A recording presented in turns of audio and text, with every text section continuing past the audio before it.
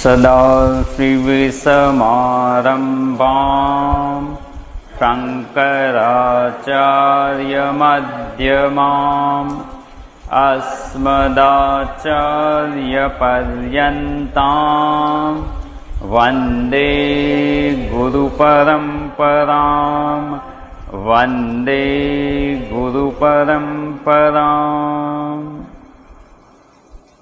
तत्वबोध ने मंगलाचरणનો શ્લોક આપણે સાથે બોલીશું। વાસુદેવેન્દ્ર યોગીન્દ્રમ નત્વા જ્ઞાનપ્રદં ગુરુમ મુમુક્ષૂણાં હિતાર્થાય તત્વબોધો વિધીયતે। તત્વબોધ ગ્રંથનું મંગલાચરણ જે આદિ શંકરાચાર્યજીએ કરેલું છે તેને આપણે સમજવાનો પ્રયત્ન કરી રહ્યા હતા। ઈશ્વરની કૃપા પ્રાપ્ત થાય, જે કાર્યનો આરંભ કરી રહ્યા છીએ એની નિર્વિઘ્ને સમાપ્તિ થાય અને જે ઉદ્દેશ માટે ગ્રંથની રચના કરવામાં આવે છે તે પરિપૂર્ણ થાય, એવા ઉદ્દેશથી અહીં મંગલાચરણ કરવામાં આવે છે, જેમાં વાસુદેવેન્દ્ર યોગીન્દ્ર કહી અને પરમાત્માને નમન છે અને સાથે સાથે શંકરાચાર્યજી પોતાના સદગુરુ એવા ગોવિંદ પાદાચાર્યજીને પણ નમન કરે છે અને જ્ઞાનપ્રદમ ગુરુમ નત્વા, એવું જ્ઞાન પ્રદાન કરે છે કે જેનાથી મુમુક્ષુનું હિત કે કલ્યાણ થાય, અને એવું જ્ઞાન પ્રદાન કરનાર ગુરુને નમસ્કાર કરી અને પછી જે અનુબંધ ચતુષ્ટય છે એની આપણે વિચારણા કરતા હતા। એમાં પહેલું અધિકારી, તો કે અધિકારી કોણ? તો મુમુક્ષુણામ હિતાર્થાય, મુમુક્ષુના હિત માટે કરવામાં આવે છે રચના, એટલે મુમુક્ષુ આનો અધિકારી છે। તો મુમુક્ષુ કેવો હોવો જોઈએ, એનો અધિકાર કેવો હોવો જોઈએ, એની આપણે વિચારણા કરી રહ્યા હતા કે જો અધિકારી થઈ અને શ્રવણ કરવામાં આવે, એની એલિજિબિલિટી પ્રાપ્ત કરી અને જો શ્રવણ કરવામાં આવે, અથવા જો કોઈ કાર્ય હોય એના માટે એલિજિબલ હોઈએ અને પછી જો એ કાર્ય કરવામાં આવે તો એ સરળતાથી આપણે સંપન્ન કરી શકીએ। એટલે કહેવામાં આવે છે અધિકારીત્વમ ફલ સંબંધિત્વમ, અધિકારી થઈ અને જો આનું શ્રવણ કરવામાં આવે તો આનું જે ફળ કહેવામાં આવે છે મુમુક્ષુનું હિત કે કલ્યાણ, અને મુમુક્ષુનું હિત મોક્ષમાં જ છે, એવા મોક્ષની પ્રાપ્તિ થઈ શકે તેમ છે। મોક્ષની પ્રાપ્તિ કરાવવા માટે આ ગ્રંથ સમર્થ છે, એટલે અહીંયા કહેવામાં છે અધિકારીત્વમ ફલ સંબંધિત્વમ, અને એ ફળ અહીંયા મોક્ષ છે, એ મોક્ષની પ્રાપ્તિ થઈ શકે। અને આ જે પ્રયોજન છે એ માત્ર મનુષ્ય જ એની પ્રાપ્તિનો પ્રયત્ન કરી શકીએ, બીજી કોઈ પણ યોનિમાં હોય ત્યારે આ પ્રયોજન માટે પ્રયત્ન થઈ શકે નહીં, કે મોક્ષ પુરુષાર્થની પ્રાપ્તિનો પ્રયત્ન થઈ શકતો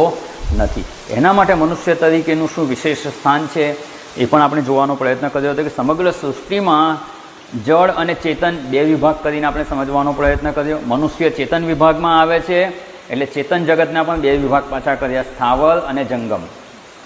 જે સ્થાવર છે જેમાં વૃદ્ધિ વિકાસ છે પણ એક સ્થળેથી બીજા સ્થળે સ્થળાંતર કરી શકે તેમ નથી, એ વનસ્પતિ જગત, અને બીજું જંગમ જગત જેમાં હલનચલન પણ છે। તો એવા હલનચલન કરી શકે એવા જંગમ જગતમાં મનુષ્યનું સ્થાન છે। અને જંગમ જગતમાં બીજું શું આવે તો કે પશુ અને મનુષ્ય। પશુ અર્થાત કે બાકીના મનુષ્ય સિવાયના બીજા બધા જીવો જે હલનચલન પણ કરી શકે છે અને વૃદ્ધિ વિકાસ પણ છે। હવે પશુ અને મનુષ્ય, એમાં મનુષ્યની વિશેષતા શું છે તો કે એનામાં વિશેષ પ્રકારની બુદ્ધિશક્તિ છે। પશુમાં પણ બુદ્ધિશક્તિ છે, પણ પોતાના રક્ષણ પોષણની જ વિચાર કરવાની શક્તિ છે, પૂર્વાપરનો વિચાર કરી શકે તેમ નથી, એ મનુષ્યમાં વિશેષ શક્તિ છે। એટલે અહીંયા મનુષ્યમાં પશ્યતિ શોચતી છે, વિચાર પણ કરે છે, પૂર્વાપરનો વિચાર કરી અને નિર્ણય કરવાની જે વિશેષ શક્તિ ઈશ્વરે પ્રદાન કરી છે, એ વિશેષ શક્તિનો મનુષ્ય ધારે તો ઉપયોગ પણ કરી શકે, એનો દુરુપયોગ પણ કરી શકે અને સદુપયોગ પણ કરી શકે। અને ત્રણે આપણે દ્રષ્ટાંત જોયા હતા કે સામાન્ય જીવન જીવે, ખાઈ પીને મજા કરી જીવન જીવી લીધું, હું કોઈને નુકસાન નથી થતો ને કોઈને દુઃખી નથી કરતો અને ખાઈ પીને જીવન જીવે છે, તો એનો ઉપયોગ છે। દુરુપયોગ શું છે? કોઈને નુકસાન કરે, અધ્યાત્મ માર્ગેથી પતન થાય એવું જીવન જીવે, તો એ દુરુપયોગ છે। અને સદુપયોગ છે અધ્યાત્મ માર્ગે આગળ વધાય એવો પ્રયત્ન કરવાનો, પરમાત્માની પ્રાપ્તિના માર્ગે આગળ વધાય એવો પ્રયત્ન કરવો, એને મનુષ્ય જીવનનો સદુપયોગ કહેવાય છે. અને આપણે દ્રષ્ટાંત જોયું હતું કે હનુમાનજીને જે સામર્થ્ય પ્રાપ્ત હતું, સમુદ્રનું ઉલ્લંઘન કરી અને જઈ શકે, સીતાજીના સમાચાર લઈને આવી શકે, એ જે સામર્થ્યનો ઉપયોગ પણ સદુપયોગ કર્યો તો રામજીની કૃપા એમને પ્રાપ્ત થઈ, રામજીની પ્રસન્નતા એમને પ્રાપ્ત થઈ. એવી રીતે ઈશ્વરે આપણને જે બુદ્ધિ શક્તિ આપી છે કે વિચાર શક્તિ આપી છે એને આપણા આત્મ સ્વરૂપના જ્ઞાનની પ્રાપ્તિમાં જો ઉપયોગ કરવામાં આવે તો એ એનો સદુપયોગ છે. અને જો એવો ઉપયોગ કરવામાં નહીં આવે અને મનુષ્ય જીવન વેડફી દેવામાં આવશે તો બીજું નુકસાન એ થશે કે પ્રાપ્ત અવસરને છોડી દેવાના સંસ્કાર પડી જશે. એકવાર અવસર ઉપલબ્ધ થઈ ગયો, આળસમાં અને પ્રમાદમાં એ અવસરને આપણે ચૂકી ગયા. બીજી વાર અવસર ઉપલબ્ધ થશે તો પહેલાં એકવાર આપણે એને ચૂકી ગયા એટલે બીજી વાર પણ આળસ પ્રમાદમાં એ મનુષ્ય જીવનનો અવસર છે એ ચૂકી જઈશું. ધીમે ધીમે એવા સંસ્કાર પડે, પછી એવા તો કેટલાય મનુષ્ય જન્મ પ્રાપ્ત થાય છે. આપણે મજા કરી લો ને, જોઈશું પછી. તો પ્રાપ્ત અવસરને ચૂકી જવાના સંસ્કાર પડી જશે. અને બીજું નુકસાન એ થશે કે ઈશ્વર જલ્દીથી પાછું મનુષ્ય જન્મ આપશે નહીં. કારણ કે એકવાર તો મનુષ્ય જન્મ આપ્યો, એમાં ઉપયોગ ના કરે તો કે બીજાને ચાન્સ આપીએ. અને પેલું આપણે દ્રષ્ટાંત જોયું હતું કે હેડ ઓફિસમાં, મુંબઈ હોય હેડ ઓફિસ, અને ત્યાંથી જો ડેપ્યુટેશન પર કે ઓડિટ માટે ચેન્નાઈ જેવા શહેરમાં બ્રાન્ચ ઓફિસમાં જો મોકલવામાં આવે અને ત્યાં કામ કર્યા વગર પાછા આવે તો એને બીજી વાર મોકલે નહીં, બીજી વાર ચાન્સ ના મળે. એટલે એવું ન થાય ને એટલા માટે પણ શક્ય હોય એટલો આ માર્ગે પ્રયત્ન કરી દેવાનો, એનો પ્રારંભ તો કરી જ દેવાનો. અને જ્યાં હોય ત્યાંથી 2 ડગલા આગળ વધવાનો પ્રયત્ન કરવાનો કે જેથી આપણું આ કન્ટિન્યુ રહે. પુનઃ જ્યારે મનુષ્ય જન્મ મળે ત્યારે આપણે આ અધ્યાત્મ માર્ગે આગળ વધવાનો પ્રયત્ન કરી શકીએ. એટલે અહીંયા આપણે જે અધ્યાત્મ જીવનને જે જીવવાનું છે, એટલે અહીંયા અધિકારીની વાત થઈ ગઈ. મુમુક્ષુ અધિકારી છે અને એનું અધ્યાત્મ જીવન જીવી રહ્યા છીએ. માત્ર આપણે આ એક મનુષ્ય જીવન જીવી રહ્યા છીએ એવું નહીં, અધ્યાત્મ જીવન આપણે જીવી રહ્યા છીએ. અને એ અધ્યાત્મ જીવન એટલે શું? અધિકારી અને પછી પ્રયોજન. મુમુક્ષુ અધિકારી છે, હવે એનું પ્રયોજન શું છે? એક તો આપણે આ જોઈ લીધી કે મનુષ્ય જીવનમાં જ આ પ્રાપ્ત થઈ શકે એમ છે, મનુષ્ય જીવનનું મહત્ત્વ સમજી એના માટે પ્રયત્ન કરવાનો. બીજું પણ આપણે એક વિચારણા જોઈ હતી કે મનુષ્ય કોને કહેવાય? તો કે જે કર્મ અને કર્મફળની પરીક્ષા કરી શકે છે. કર્મ અને કર્મફળની જે પરીક્ષા છે એને મુંડક ઉપનિષદનો શ્લોક આપણે જોયો હતો, પરીક્ષે લોકાન કર્મચિતાન બ્રાહ્મણ. કર્મ દ્વારા જે અકૃત પરમાત્મા છે, કર્મ દ્વારા પ્રાપ્ત ન થઈ શકે એને અકૃત કહેવાય. એ અકૃત પરમાત્મા કોઈ પણ પ્રકારના કર્મથી પ્રાપ્ત થઈ શકે તેમ નથી. અને કોઈ પણ પ્રકારના કર્મથી જો પ્રાપ્ત થઈ શકે એમ ના હોય તો એ કર્મફળની પરીક્ષા કરી લે કે કર્મફળ દ્વારા કોઈ પણ કર્મફળ એવું નથી કે જે મને પરમાત્માની પ્રાપ્તિ કરાવી શકે. અને એટલે કર્મ અને કર્મફળથી વૈરાગ્ય પામે છે. એટલે જગતમાં જે બાકીના 3 પુરુષાર્થ છે એનાથી ઉપરામ થાય છે કે આ મને પરમાત્માની પ્રાપ્તિ કરાવી શકે એમ નથી, એવો નિશ્ચય જેને થઈ ગયો છે એ જ મોક્ષ પુરુષાર્થ માટે સાચા અર્થમાં પ્રયત્ન કરી શકે છે. બાકીના બધાનો પ્રયત્ન એવો છે કે મોક્ષ પુરુષાર્થ કરવો છે ને પેલું પણ કરવું છે. અને જ્યાં સુધી બંને બાજુ પગ રાખવામાં આવશે ત્યાંથી મોક્ષ માર્ગે પ્રગતિ થઈ શકે તેમ નથી. પેલું કહીને ગંગા કિનારે પેલા ચોબા લોકો હોય, તે ચોબા લોકોને આ કિનારેથી પેલા કિનારે જવું હતું, સામે પાર જવું હતું. હવે રાત્રે બેઠા ક્યાંક ભાંગ પીધી હશે, સરખું ક્યાંક બ્રહ્મભોજન હતું, સરખું ખાધું, પછી ભાંગ પીધી અને રાતે ભાંગનો નશો હતો અને વિચાર કરે આપણે સામે પાર રાત્રે જ પહોંચી જઈએ. નદી કિનારે ગયા, કોઈ હતું નહીં નાવિક, પણ બોટ તો બધી ત્યાં જ હોય, કોઈ ઘરે તો લઈ જઈ ના શકે, એ તો કિનારે જ બાંધવી પડે. એટલે કંઈ નહીં, આમાંથી એક બોટ લઈ લઈએ, સવારે ત્યાં આપણે પહોંચી જઈશું, પછી એને પૈસા આપી દઈશું, આપણે જાતે જ ચલાવીને જતા રહીએ. પછી બોટમાં બેઠા 4 જણા હતા, 4 ચોબા હલીસા મારે આખી રાત બોટ ચલાવી, ખૂબ મહેનત કરી. ભાંગના નશામાં એટલે કંઈ ખબર ના પડી. પછી સવારે અજવાળું થયું તો કે આપણે તો કિનારે આવી ગયા એમ, જો કિનારે જ હતા, કિનારે આવી ગયા. પછી પૂછ્યું તો ખબર પડી કે જ્યાં હતા ત્યાંના ત્યાં જ છીએ, સામે કિનારે તો પહોંચ્યા જ નથી. તો આખી રાત મહેનત કરી છતાં ત્યાં ને ત્યાં જ કેમ રહ્યા? દોરડું બાંધેલું હતું એ છોડ્યું નહોતું.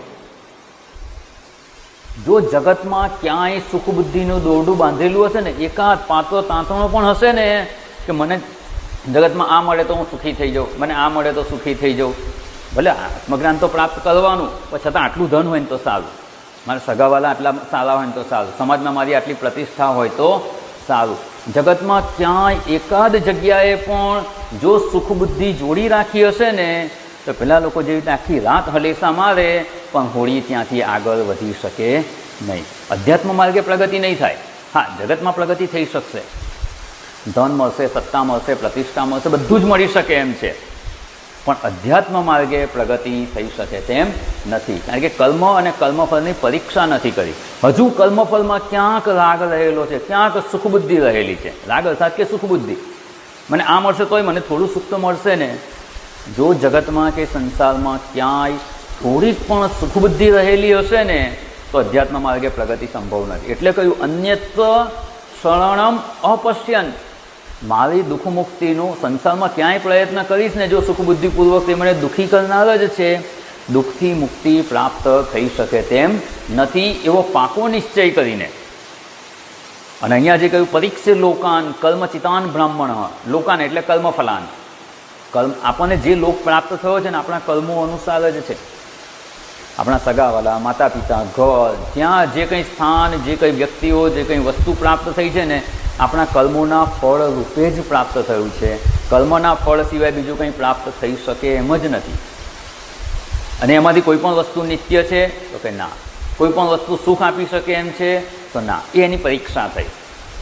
હજુ ના કરી હોય તો કરી લેજો કે આપણી પાસે જે શરીર સ્વાસ્થ્ય છે શું એ નિત્ય સુખ આપે એવું છે. શરીરને સંબંધિત જે કંઈ છે એ બધાની પરીક્ષા કરી લેવાની. શરીર દ્વારા ઉપાર્જિત ધન સંપત્તિ છે, શું એ નિત્ય સુખ આપી શકે એમ છે. સમાજમાં પ્રતિષ્ઠા છે તો શું એ નિત્ય સુખ આપી શકે એમ છે. કર્મ અને કર્મફળ, લોકાન અને કર્મચિતાન લોકાન, કર્મ દ્વારા પ્રાપ્ત થયેલા લોક એટલે કે ફળ, કર્મના ફળ, એની પરીક્ષા કરવાની કે આમાંથી કઈ વસ્તુ મને નિત્ય સુખ આપી શકે એમ છે. જો એકાદ વસ્તુમાં એવી ઈચ્છા, એવી ભ્રાંતિ હોય ને કદાચ આ મળે તો હું સુખી થઈ જાઉં, ભલે આ મારી પાસે નથી પણ સુખી થઈ જાઉં, આ મળે તો વિચાર કરી લેવાનો. વિચાર દ્વારા જ આ પરીક્ષા કરવાની છે કે શું મને એ પ્રાપ્ત થશે તો હું સુખી થઈશ, કાં તો એ પ્રાપ્ત કરવાનો પ્રયત્ન કરી અને પ્રાપ્ત કરીને જોઈ લેવાનું. પરીક્ષા કરી જ લેવાની, ભલે થોડો સમય લાગે પણ પાકો નિશ્ચય કરી લેવાનો કે ના, એનાથી સુખી થઈ શકાય તેમ નથી. એવા નિશ્ચય પર પહોંચવાનું છે. જો પ્રયત્ન કરવામાં સમય ન બગાડવો હોય તો બુદ્ધિશાળી માણસ બીજાનું જીવન જોઈને પરીક્ષા કરી લે કે આપણને એમ હોય કે આપણને આટલું ધન મળી જાય કે આ સ્થાન પર પહોંચી જઈએ તો સુખી, તો એ સ્થાન પર પહોંચેલા કોઈ હોય ને કે જેની પાસે એટલું ધન હોય ને એનું જીવન જોઈ લેવાનું કે શું એનું જીવન સંપૂર્ણ સુખી છે, એને નિત્ય સુખની પ્રાપ્તિ થયેલી છે. તો કે ના, ધન હશે તો બીજું કંઈક નહીં હોય, બીજો કંઈક પ્રોબ્લેમ હશે, બીજું કોઈક દુઃખ હશે, બીજું એક હશે તો બીજું નહીં હોય, બીજું હશે તો ત્રીજું નહીં હોય, ક્યાંક ને ક્યાંક તો દુઃખ છે જ. તો આપણે પણ એ સ્થાને પહોંચીશું તો આપણી પણ હાલત એવી જ રહેવાની. આ કહેવાય કર્મ અને કર્મફળની પરીક્ષા. પરીક્ષા કર્મચિતાન લોકાન બ્રાહ્મણ નિર્વેદમ આયાત, એને વૈરાગ્યની પ્રાપ્તિ થાય છે. વૈરાગ્ય એટલે જ સમજ શક્તિની પરિપક્વતા. પરિપક્વ સમજ થાય ને એટલે વૈરાગ્ય પ્રાપ્ત થયો કહેવાય.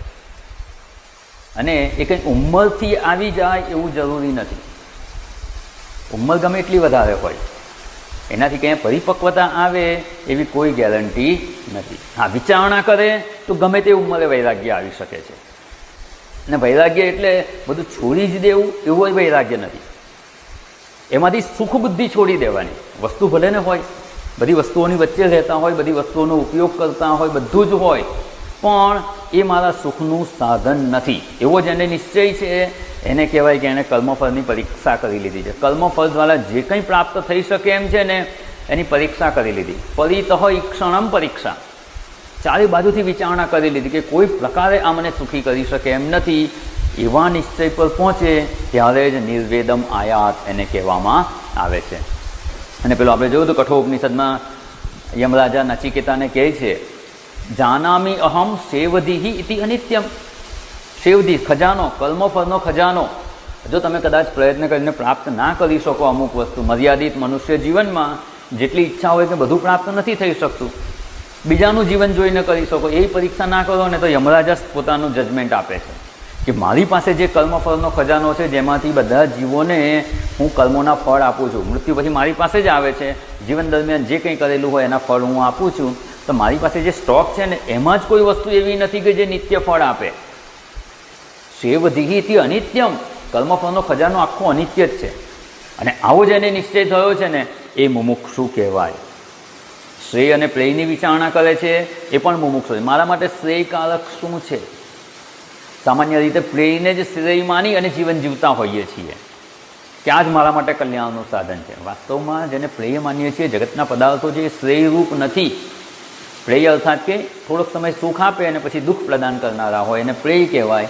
અને જે શરૂઆતમાં સુખરૂપ પણ હોય કે દુઃખરૂપ પણ હોય પણ અંતે કલ્યાણ કરનાર હોય તો એને શ્રેય કહેવાય, જેને શ્રેયની પ્રાપ્તિનો વિચાર કરી લીધો છે.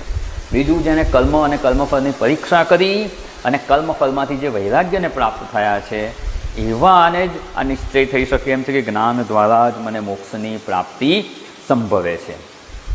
એટલે હવે આ અધિકારી કોણ એનો આપણે સ્પષ્ટ નિશ્ચય કરી લીધો. આવી જેની સમજ છે એ જ મુમુક્ષુ છે અને આપણે એવા થવાનો પ્રયત્ન કરવાનો. કમસે કમ જ્યારે અધ્યયન કરવા બેસીએ ને ત્યારે તો આ વિચાર સ્પષ્ટ કરવાનો. 5 મિનિટ વહેલા આવીને બેસવાનું અને આ વિચાર કરવાનો કે અત્યાર સુધી જીવનમાં જ્યાં મેં પ્રયત્ન કર્યો ને એનાથી મને નિત્ય સુખ પ્રાપ્ત થયું નથી. ભવિષ્યમાં પણ કંઈક પ્રાપ્ત કરવાની મને ઈચ્છા છે તો એના દ્વારા જે પ્રાપ્ત થશે ને એ પણ અનિત્ય જ છે.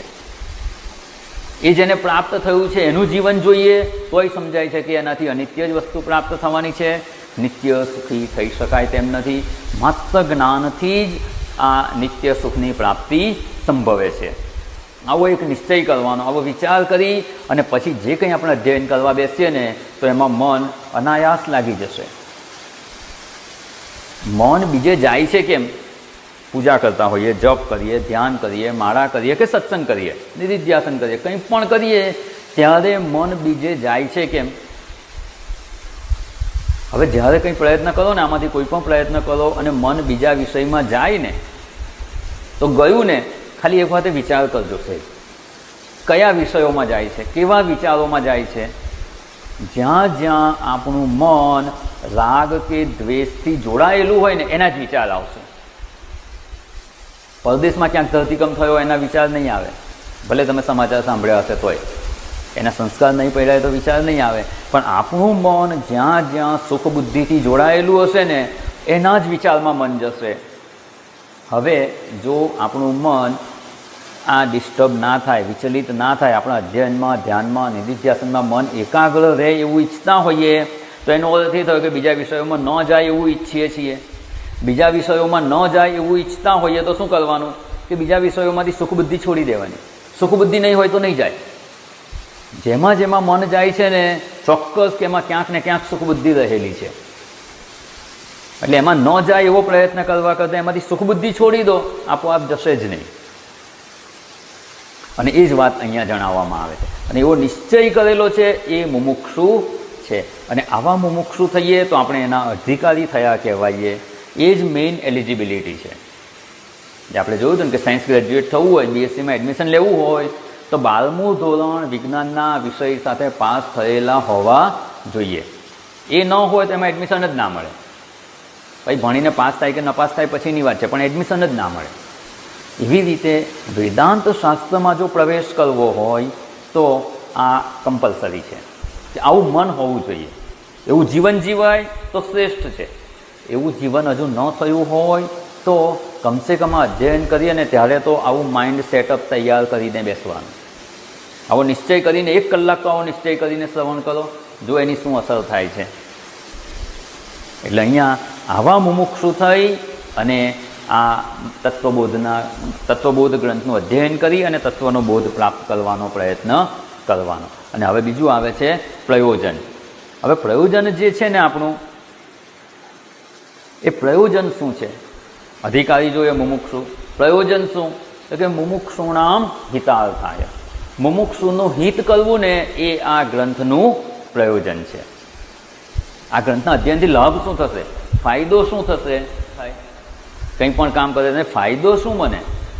મને લાભ કંઈ થવાનો હોય તો કરું. પ્રયોજનમ અનુદ્દિશ્ય ન મંદોપી પ્રવર્તતે.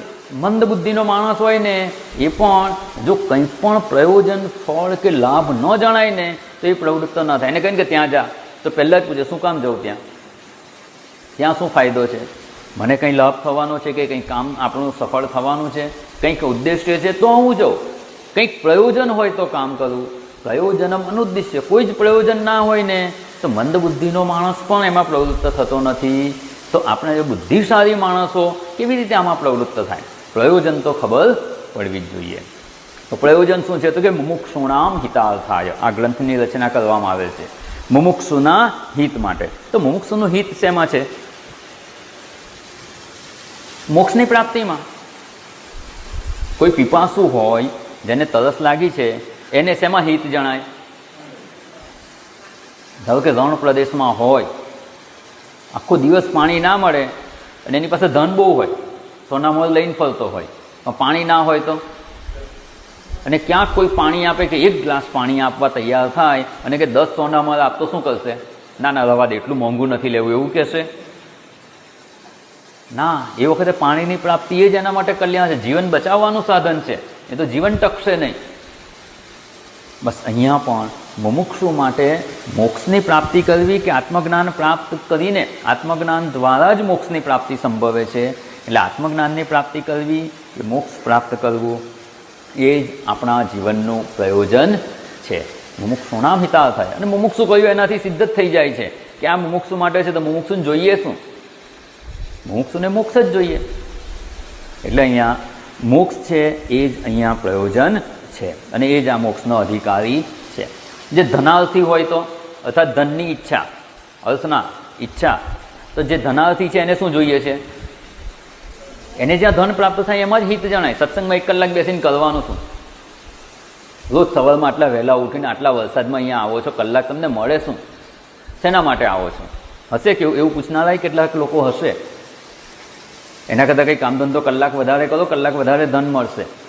જેને ધનનું જ મહત્ત્વ છે એને એમાં જ હિત જણાય છે. એને આનું મહત્ત્વ નહીં સમજાય ત્યાં સુધી એને એમ જ થશે કે આ શું મૂર્ખા જેવા છે, આટલા સવારમાં વહેલા ઉઠીને પહોંચી જાય છે, ત્યાં 1 કલાક બેસી જ રહેવાનું ને કરવાનું શું? એને આ જ્ઞાનનું મહત્ત્વ નથી, એટલે એને એ સમજાશે નહીં. જે ધનાર્થી છે એને ધન જ એનું પ્રયોજન છે. એવી રીતે મુમુક્ષુ છે કે મોક્ષાર્થી છે એના માટે મોક્ષની પ્રાપ્તિ જ હિત કે પ્રયોજન છે, એ જ એનું કલ્યાણ છે. એટલે એની પ્રાપ્તિ માટેનો જે પ્રયત્ન કરવો છે કે મોક્ષ છે, એ મોક્ષ જ અહીંયા મુમુક્ષુ માટે પ્રયોજન છે. જો મોક્ષ જ આપણા માટે પ્રયોજન હોય તો શું એક જન્મમાં પ્રાપ્ત થઈ જશે? અત્યારે આપણો મનુષ્ય જન્મ છે, મનુષ્ય જન્મમાં જ આપણે આ પ્રયત્ન કરી શકીએ એમ છીએ.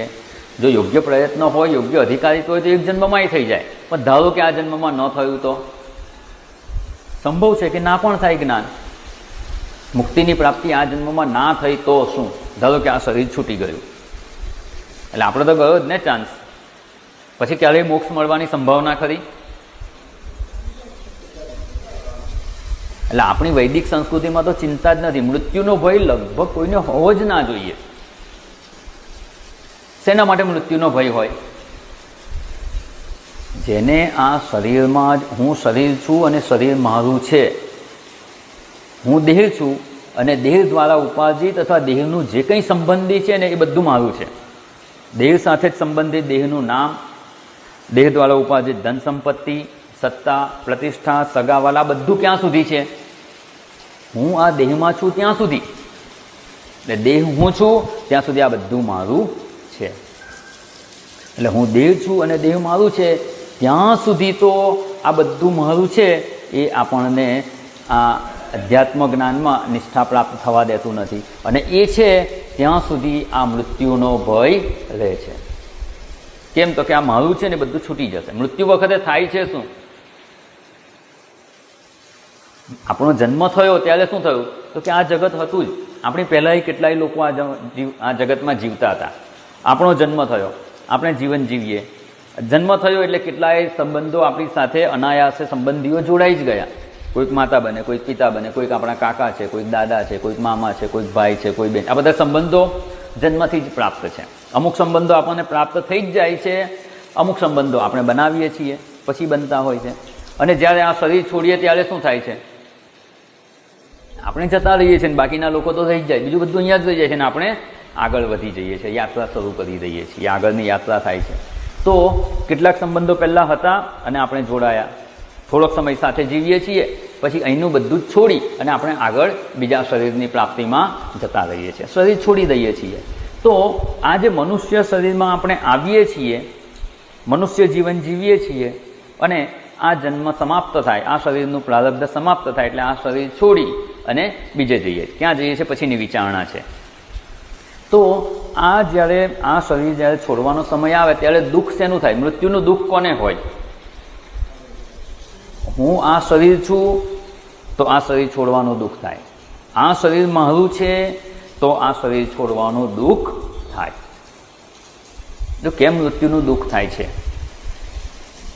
અને આ શરીર સાથે જે કંઈ સંબંધિત હોય એ બધું મારું માનેલું, આ શરીરમાંથી એકવાર આપણે નીકળી ગયા પછી એમાંનું કશું જ આપણને સાથ આપતું નથી, અને એ બધું છૂટી જાય છે ને એનું જ દુઃખ છે. પણ જો થોડો વધારે વિચાર કરીએ, આ શું થયું? આપણું એક મનુષ્ય જીવન. વાસ્તવમાં આ એક જ મનુષ્ય જીવન છે ને એટલું આપણું જીવન નથી. આપણું આ એક મનુષ્ય જીવન એટલું મર્યાદિત જીવન નથી, અને એટલે જ આ મનુષ્ય જીવનને બહુ ક્ષણિક કહેવામાં આવે છે, ક્ષણજીવી છે, ક્ષણિક છે મનુષ્ય જીવન. કેમ? તો કે શાસ્ત્રો એને એટલા માટે કહેવાય છે, કહે છે ક્ષણિક, કારણ કે શાસ્ત્રની દ્રષ્ટિમાં આપણું એક બીજું જીવન છે. આ મનુષ્ય જીવન છે અને બીજું એક જીવન છે જેને અધ્યાત્મ જીવન કહેવામાં આવે છે. અધ્યાત્મ જીવનની સરખામણીમાં આ મનુષ્ય જીવન તો ક્ષણિક જ છે.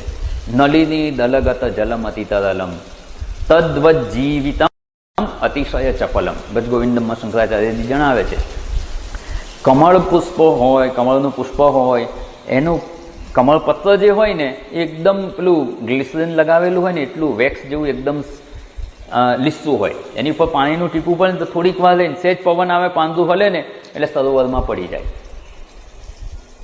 બસ આ મનુષ્ય જીવન એવું જ છે. એ પવનની લહેરથી આવી નથી ને ત્યાં સુધી છે.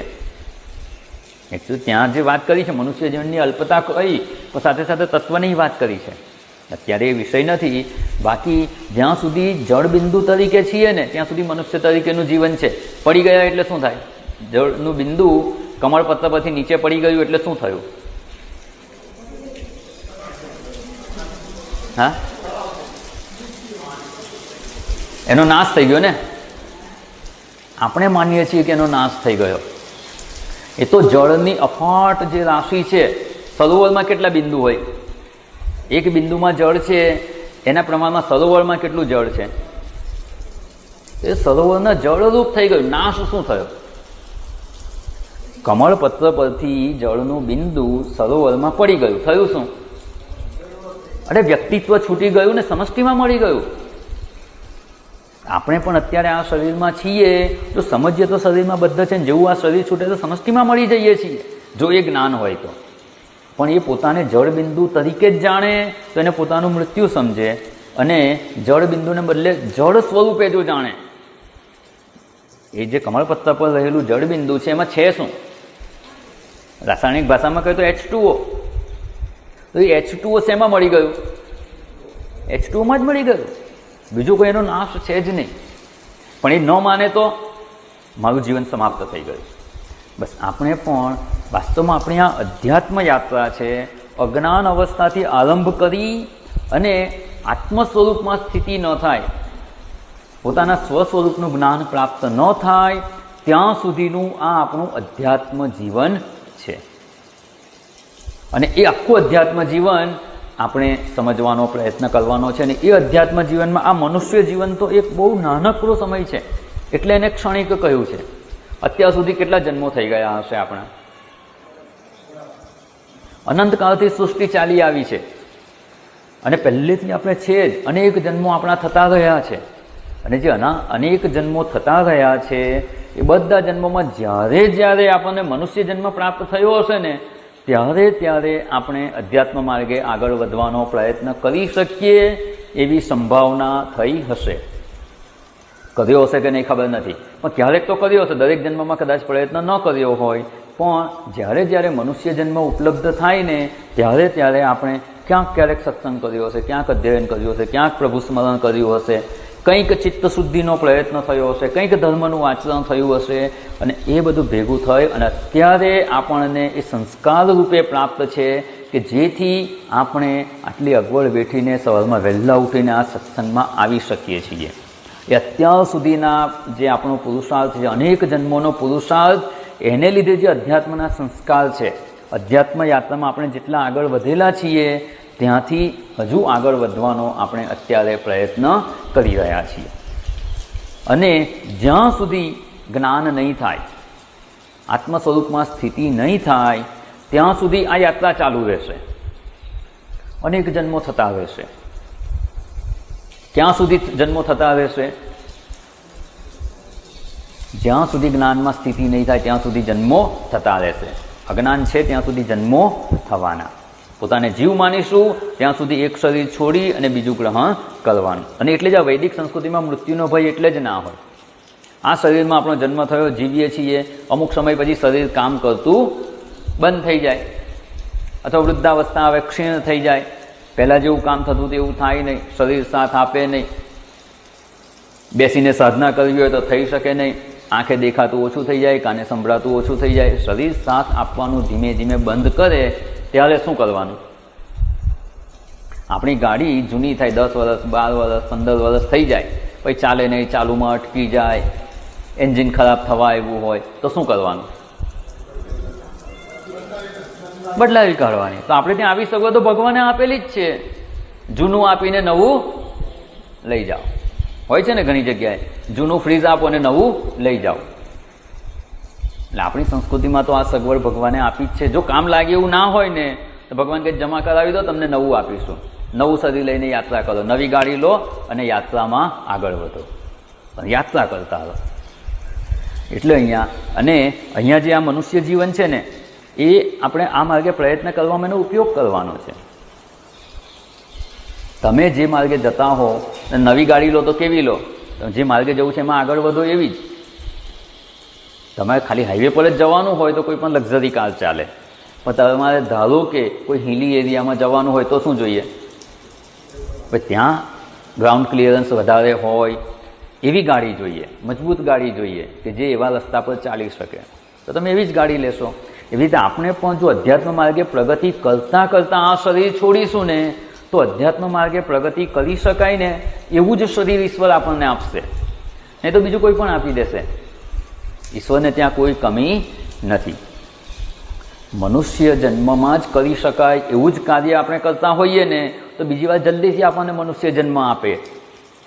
ધારો કે એવું જીવન ન જીવીએ અને મોજશોખમાં જ જીવન જીવીએ તો મોજશોખ માટે જીવન જીવવા માટે, ખાઈ પીને મજા કરવા માટે બીજા ઘણા શરીરો છે. કેટલા 84 લાખમાંથી મનુષ્ય જીવન એક બાદ કરો તો કેટલા બાકી બચે? કેટલી યોનિઓ બાકી બચે છે? 83,99,999. આમાંથી કોઈ પણ આપી દે, ભગવાનને કોઈ કમી નથી. પણ જો અધ્યાત્મ માર્ગે પ્રગતિ કરતા હોઈશું અને આ શરીર છૂટશે ને તો આપણને અધ્યાત્મ માર્ગે ઉપયોગી થાય એવું મનુષ્ય શરીર જલ્દી આપશે અને આપણે એ માર્ગે સરળતાથી આગળ વધી શકીશું. તો હવે અધ્યાત્મ જીવન, અધ્યાત્મ યાત્રા કહીએ કે આધ્યાત્મિક જીવન એટલે શું, અને એ સમજીશું ને તો ભલે આ ક્ષણિક છે, આંખના પલકારામાં પૂરું થઈ જાય એવું છે. કોની સરખામણીમાં? આધ્યાત્મિક જીવનની સરખામણીમાં. અનંતકાળથી યાત્રા ચાલી રહી છે અને જ્ઞાન નહીં થાય તો અનંતકાળ સુધી ચાલુ જ રહેશે યાત્રા. તો આટલા મોટા સમયગાળામાં મનુષ્ય જીવનનો સમય કેટલો? 60-70 વર્ષનો? લગભગ કંઈ જ ના કહેવાય, એટલે એને ક્ષણિક કહ્યું છે. તો એવું આ મનુષ્ય જન્મ અત્યારે આપણને ઉપલબ્ધ છે. મનુષ્ય જીવન છે, ખૂબ અલ્પ છે, પણ એમાં આપણે આ પ્રયત્ન કરી શકીએ એવી સંભાવના છે. એટલે મનુષ્ય જીવનનું મહત્ત્વ છે. અને આ જે પ્રયોજન છે ને એ પ્રયોજનની પ્રાપ્તિ માટે પ્રયત્ન થવો જોઈએ.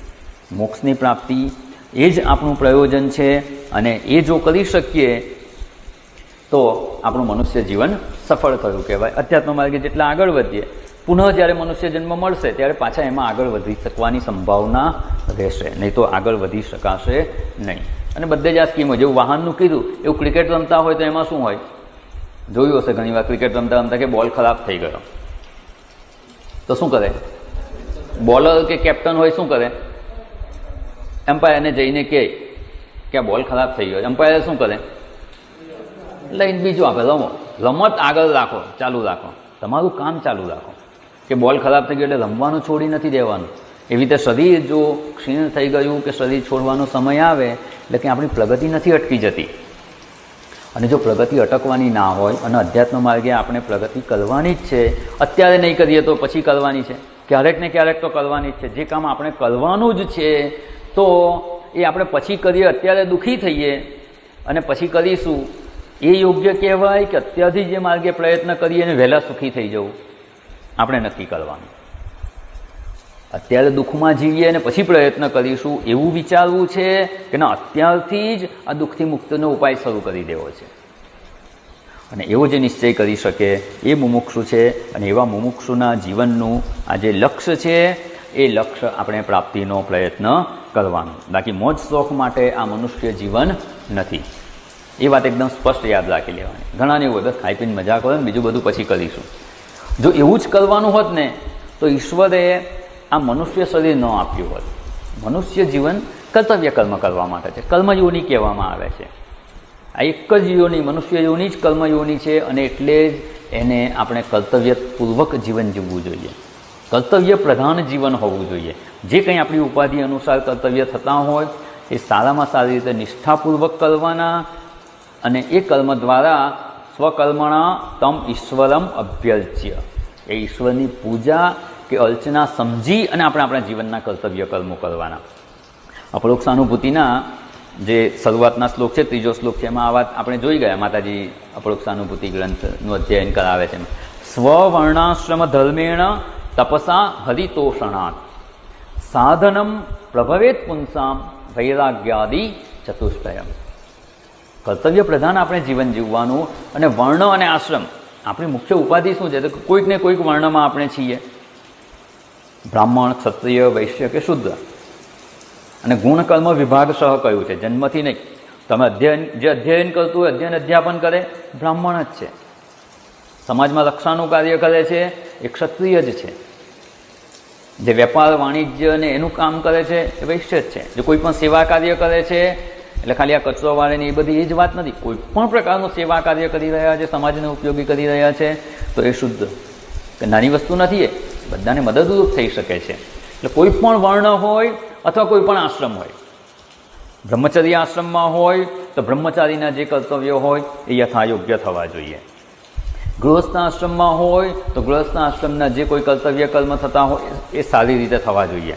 વાનપ્રસ્થ હોય તો વાનપ્રસ્થીનું જીવન જીવાવું જોઈએ.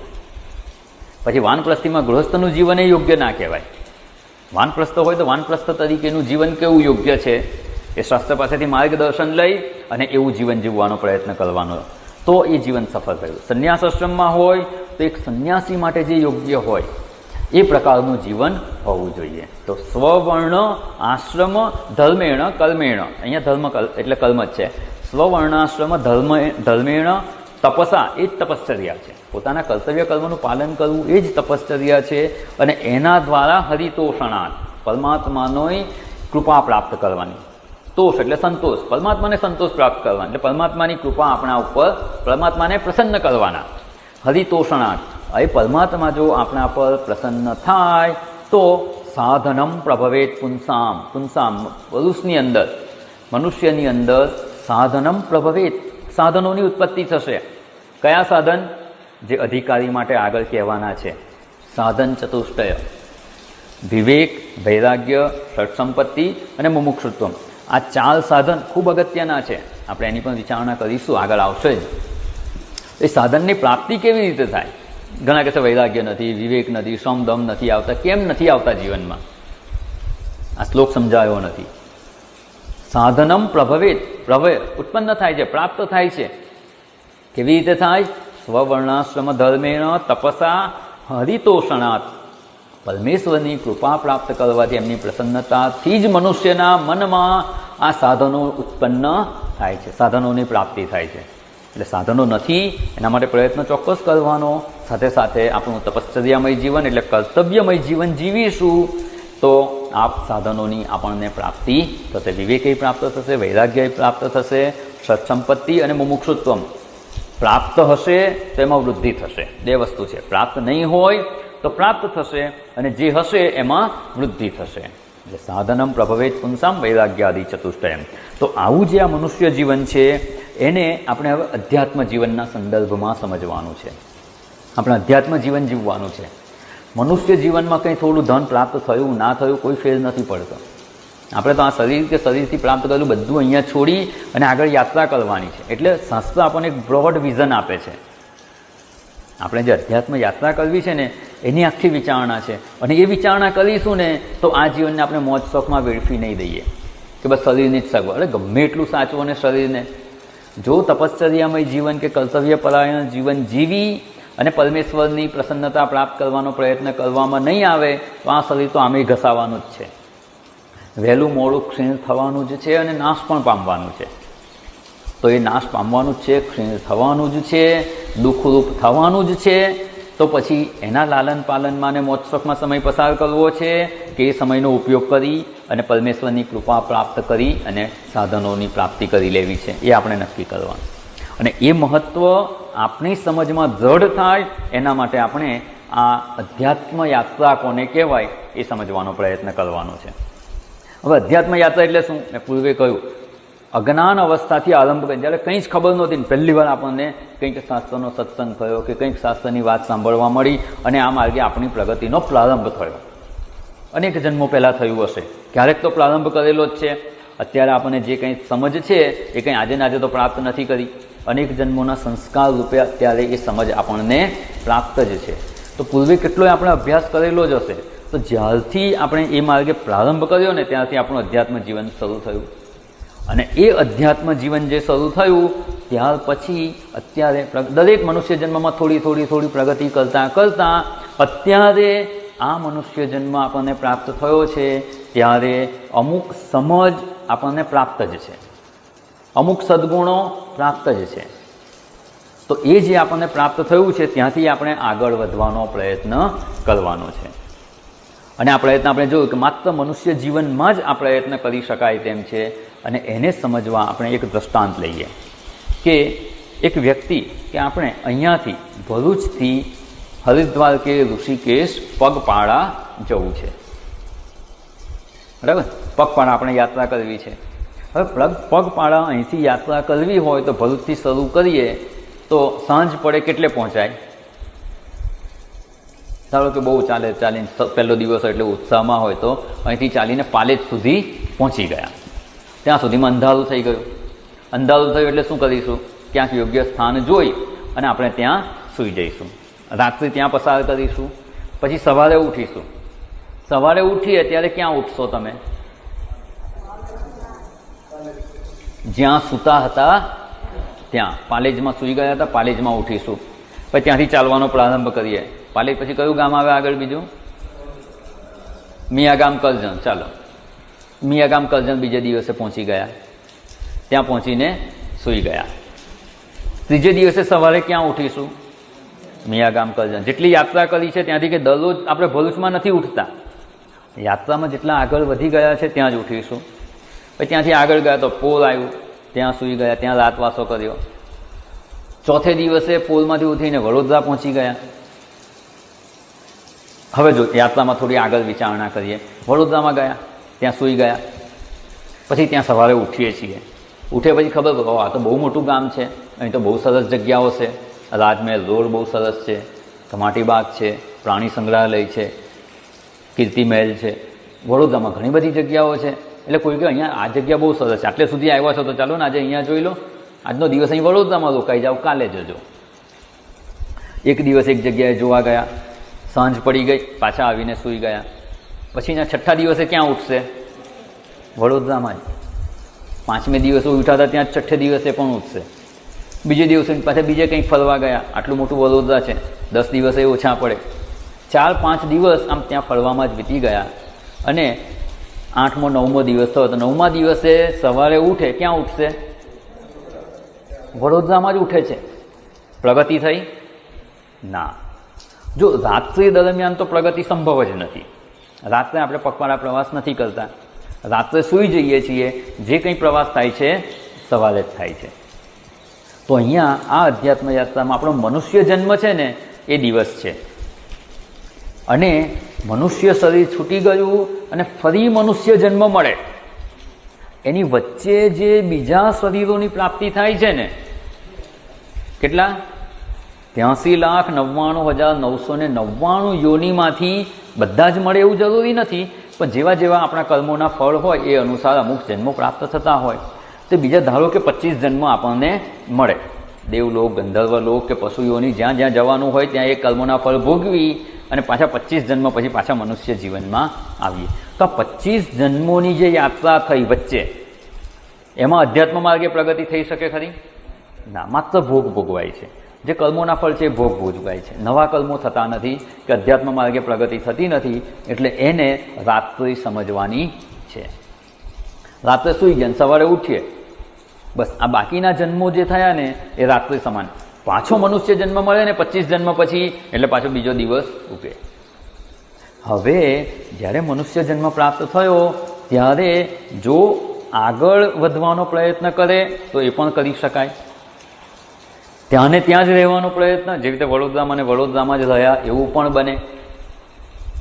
અને પાછું પણ ધારો કે વડોદરાથી પછી આગળ જવાનું હોય, ઋષિકેશ બાજુ એટલે ગોધરા બાજુ જવાનું હોય, એને બદલે પાછા કરજણ બાજુ વળી જાય તો, પાછા ભરૂચની દિશા પકડી લે તો, ભાઈ વડોદરા ગયા હતા અને 6ઠ્ઠા દિવસને અંતે પાછા મિયાગામ કરજણે આવી જાય એવું બને. એટલે આમાં મનુષ્ય જન્મમાં બધી જ સગવડ છે, પ્રગતિ પણ સંભવે છે, જ્યાં છે ત્યાં પણ રહી શકે અને પતન પણ થઈ શકે. જો મનુષ્ય જન્મમાં સત્સંગ કરી અધ્યાત્મ માર્ગે આગળ વધવાનો પ્રયત્ન કરવામાં આવે તો યાત્રામાં આગળ વધે છે. જો મનુષ્ય જન્મ પ્રાપ્ત થયો પછી ખાઈ પીને મજા કરવી છે, હા હું કોઈનું નુકસાન નથી કરતો, નીતિમય જીવન જીવું, કેટલાય લોકો એવા હશે, મારે કંઈ સત્સંગમાં આવવાની જરૂર નથી, હું નીતિમય જીવન જીવું છું, હું કોઈને લૂંટતો નથી, કોઈને નુકસાન કરતો નથી, કોઈને હેરાન નથી કરતો, કોઈને દુઃખી નથી કરતો, હું મારું નીતિમય જીવન જીવું છું, પછી મારે શું જરૂર છે અધ્યાત્મની?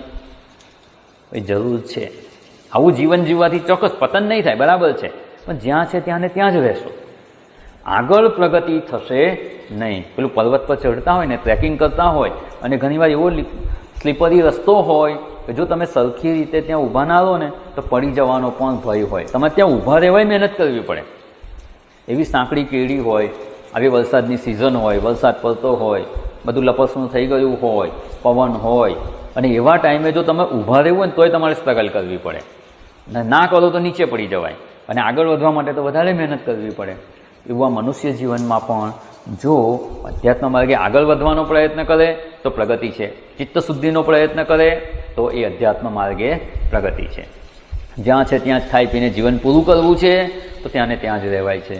અને જો ભૌતિક સંપત્તિ કે જગતમાં બીજી કોઈ વસ્તુની પ્રાપ્તિનો પ્રયત્ન જો અધર્મ માર્ગે કરવામાં આવે, મન શુદ્ધ કરવાને બદલે મન જો વધારે બગડે, વધારે રાગ દ્વેષવાળું થાય તો એ મનુષ્ય જન્મમાં તો કદાચ પ્રગતિ હોઈ શકે, ભૌતિક જીવનમાં પ્રગતિ હોઈ શકે, ધન ધાન્ય સંપન્ન જીવન હોય, સુખ સગવડ સંપન્ન જીવન હોય, પણ જો મન બગડે ને તો અધ્યાત્મ માર્ગે પતન થયું કહેવાય. એટલે ત્રણ સંભાવના છે.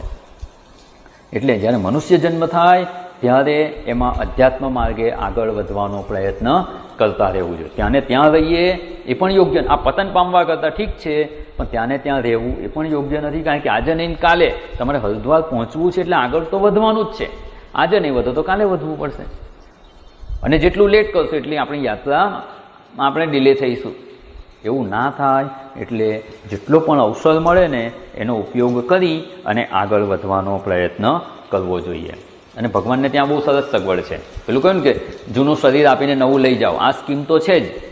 શરીર કામ લાગે એવું નથી તો જ્યારે છૂટી જશે ત્યારે ઈશ્વર નવું શરીર આપશે.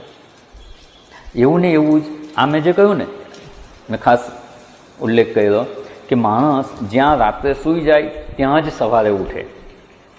તો અધ્યાત્મ માર્ગમાં આપણે આ શરીર છોડીએ ત્યારે જેવું આપણું મન હોય મનમાં જેટલા સંસ્કારો હોય, સદગુણો હોય, દુર્ગુણો હોય, રાગ, દ્વેષ, દયા, દાન, આ બધા મનના સદગુણો દુર્ગુણો જેવું પણ મન છે ને એવું મન જ્યારે મનુષ્ય શરીર છૂટી જાય ને એટલે ભગવાન એનું બંડલ બાંધી દે અને સેફ ડિપોઝિટ વોલ્ટમાં મૂકી દે. પછી તો તમારે કોઈ કર્મ કરવાના નથી, તમે મનમાં સુધારો વધારો નથી કરી શકવાના, માત્ર તમારે ફળ ભોગવવાના છે. તો એ જે મન તમે મનુષ્ય જન્મ આપણે જ્યારે છૂટે, શરીર છૂટે ત્યારે જેવું મન હોય ને એવું જ મન પછી જ્યારે મનુષ્ય જન્મ મળે ને ત્યારે ભગવાન પોટલી આપી દે કે લે ભાઈ આવું છે તારું. અને એટલે જ જોઈએ છે ઘણીવાર નાના બાળકોમાં સદગુણો હોય અને ક્યારેક દુર્ગુણો પણ હોય. કીડી જતી હોય, કશું નાખ્યું હોય તોય જઈને મારે. અને કેટલાક નાના બાળકો એવા હોય કે કોઈ ભિખારી કંઈ ભીખ માગવા આપે ને કશું જ ના હોય તો ઘરમાંથી કંઈ પણ આપી દે. આ સદગુણો છે, કોઈએ શીખવ્યું નથી એને. અનેક જન્મોના સંસ્કાર રૂપે એવું મન એનું થયેલું છે. એટલે જ્યાં સૂતા હતા ત્યાં જ ઉઠીએ છીએ. એટલે છેલ્લા મનુષ્ય જન્મમાં જેવું મન આપણે મૂકીને આવેલા ને એવું જ મન અત્યારે આપણને મળે છે. લોકોને પેકર્સ એન્ડ મૂવર્સ આવે છે, ખબર છે? જોબ કરતા હોય, અમદાવાદમાં જોબ હતી, પછી ત્યાંથી ટ્રાન્સફર થઈને મુંબઈ ગયા. શું કરવાનું? ઘર બદલવાનું થાય, બધો સામાન બદલવાનો, અને છેલ્લા દિવસ સુધી અહીંયા નોકરી કરવાની, બીજે દિવસે ત્યાં નોકરી જોઈન કરવાની હોય. બ્રેક તો કરાય નહીં. તો બધો સામાન ક્યારે લાવવો અને લઈ જવો, અને મોટી મોટી પોસ્ટ પર હોય તો એ બધો સમય ના હોય. એટલે અમુક એજન્સી જ હોય છે, પેકર્સ એન્ડ મૂવર્સ. એ તમે એને કહી દો, એ એનો ચાર્જ લઈ લે. તમારા ઘરમાં જેટલોય સામાન હોય એટલો સરસ પેક કરી દે, ફર્નિચર સાથે બધું પેક કરી ટ્રાન્સપોર્ટ કરી. તમે જ્યાં જવાનું હોય તમારે ખાલી એને ચાવી આપી દેવાની, ત્યાં એડ્રેસ આપી દો, એટલે ત્યાં જઈ મકાન ખોલી બધો સામાન ત્યાં હતો એવો ને એવો ગોઠવી અને તમને આપે. આપણે આપણા મનમાં જે ખૂણામાં રાગ, દ્વેષ, કામ, ક્રોધ કે સદગુણો કે આધ્યાત્મિક સંપત્તિ કે શાસ્ત્રના જે સંસ્કાર છે, શાસ્ત્રની સમજ પ્રાપ્ત કરેલી છે ને એવું જ ભગવાને પેક કરીને તૈયાર રાખેલું હોય. હવે આ જન્મમાં આપણને એ પ્રાપ્ત થયું. હવે આ જન્મ દરમિયાન આપણે જેટલી પ્રગતિ કરીએ, રાગ દ્વેષ ઓછા કરીએ કે વધારીએ, સદગુણો ઓછા કરીએ કે વધારીએ, શાસ્ત્રની સમજ ઓછી કરીએ કે વધારીએ, જે કંઈ આ મનુષ્ય જન્મ દરમિયાન આપણે કરીશું અને મનુષ્ય શરીર છૂટવાના સમયે જેવું આપણું મન કે અંતઃકરણ હશે ને એવું જ ભગવાન એના પેકર્સ મૂવર્સની જેમ પેક કરી દેશે. અને ભવિષ્યમાં જ્યારે મનુષ્ય જન્મ મળશે ત્યારે આપણને મળશે. આ વિચારણાથી ફાયદો શું થશે? આપણે આપણા મનને કેવું કરવું છે એ નક્કી કરી લો. બગાડીશું તો એવું બગડેલું જ મન આપણને મળવાનું છે, અને સુધારીશું તો એ સુધરેલું મન આપણને જ મળવાનું છે. તો અત્યારથી જ કેમ પ્રયત્ન શરૂ ન કરી દેવો? શા માટે એને બગડવા દેવું? એને બગડતું કેવી રીતે અટકાવવું? એના પ્રયત્નમાં અત્યારથી લાગી જવાનું. એટલા માટે આપણે આ અધ્યાત્મ યાત્રા કે આધ્યાત્મિક જીવનની વિચારણા જોયા. આ આધ્યાત્મિક જીવન આપણે જીવવાનું છે, જેમાં જો સજાગ નહીં રહીએ તો પતન થવાની પૂરી સંભાવના છે. સજાગ રહી અને આપણા લક્ષ્ય તરફ જો આપણે અગ્રેસર થઈશું તો જેટલું આજે ચાલીશ એટલું કાલે ઓછું ચાલવાનું. અહીંથી પાલેજ જવાનું બદલે ધારો કે ચાવજમાં જ રોકાઈ ગયા તો આપણી યાત્રા વધારે લાંબી થઈ જશે. અને જેટલી યાત્રા લાંબી હશે એ યાત્રા દરમિયાન તો દુઃખ છે જ. યાત્રા દરમિયાન કંઈ બધી સગવડ નથી, જે મળે એ ચલાવી લેવું પડે. તો યાત્રા દરમિયાન તો કષ્ટ છે જ, તપશ્ચર્યા છે જ. જેટલી યાત્રા લાંબી ચલાવીશું એટલું કષ્ટ વધારે રહેશે. તો જેટલી યાત્રા ટૂંકી થાય એટલું સારું, જલ્દી આપણા લક્ષ્ય સ્થાને ગંતવ્ય સ્થાને પહોંચી જવાય. એના માટે જેટલું વધારે પ્રગતિ થાય એટલું કરી લેવાનું. જેટલું આજે વધારે ચાલીએ એટલું પછી ઓછું ચાલવાનું. એટલે અધ્યાત્મ માર્ગે જેટલી જલ્દી પ્રગતિ કરી શકાય એવો પ્રયત્ન કરવાનો. ભલે એના માટે બીજું જે કંઈ સહન કરવું પડે. સ્વવર્ણાશ્રમ ધર્મેણ તપસા, એ તપશ્ચર્યા છે, કર્તવ્યમય જીવન જીવી અને આપણે અધ્યાત્મ માર્ગે પ્રયત્ન કરવાનો. અને એવું આજે મનુષ્ય જીવન પ્રાપ્ત થયું છે એને અધ્યાત્મ માર્ગે આગળ વધવામાં ઉપયોગ કરી લેવાનો. અને આવું જે મનુષ્ય જીવનનું લક્ષ્ય છે, આધ્યાત્મ જીવન એટલે જ આપણે સમજવાનો પ્રયત્ન કરીએ છીએ કે જેથી આ મનુષ્ય જન્મને વેરફી ના દઈએ, આપણે આપણાથી વેરફાઈ ના જાય ને એના માટે આ વિચારણા કરી છે. આમ તો બધાને ખબર છે કોઈ નવો વિચાર નથી, પણ આપણે આ વિચારણામાં જડ થઈએ. દ્રઢતા પ્રાપ્ત થાય, નિશ્ચય આપણો દ્રઢ થાય, એના માટે આપણે આ વિચારણા જોવાનો પ્રયત્ન કર્યો. અને હંમેશા યાદ રાખવાનું કે આપણું જીવન કેવું હોવું જોઈએ? મુમુક્ષુ જેવું હોવું જોઈએ. એક જ વાત યાદ રાખવાની. આપણે એના પર વિશેષ વિચારણા કરીશું, આજે સમય થઈ ગયો છે. પણ એક શબ્દ કે આપણે મુમુક્ષુ થઈશું તો મોક્ષની પ્રાપ્તિ થઈ શકશે. આનો અધિકારી મુમુક્ષુ છે. તો મુમુક્ષુ કોને કહેવાય? કેવી રીતે આપણું જીવન હોવું, કેવું આપણું જીવન હોવું જોઈએ? તો કે આપણું જીવન એક મુમુક્ષુ જેવું હોવું જોઈએ. હવે આખો દિવસ 24 કલાક વિચાર કરજો કે આપણું જીવન મુમુક્ષુ જેવું છે કે નહીં. અત્યારથી લઈને કાલે સવારે પાછા સત્સંગમાં ભેગા થઈએ ત્યાં સુધીમાં વિચાર કરજો કે આખા દિવસ દરમિયાન આપણે મુમુક્ષુ તરીકે કેટલું જીવન જીવીએ છીએ. કેટલા કલાકનું આપણું મનુષ્ય જીવન છે 24 કલાકમાંથી? કાલે સવારે પુનઃ મળીશું ત્યારે એ વિશે આગળ વિચારણા કરીશું. ઓમ પૂર્ણમદ પૂર્ણમિદમ પૂર્ણાત પૂર્ણમુદચ્યતે પૂર્ણસ્ય પૂર્ણમાદાય પૂર્ણમેવાવશિષ્યતે. ઓમ શાંતિ શાંતિ શાંતિ. હરિ ઓમ. શ્રી ગુરુભ્યો નમઃ. હરિ ઓમ.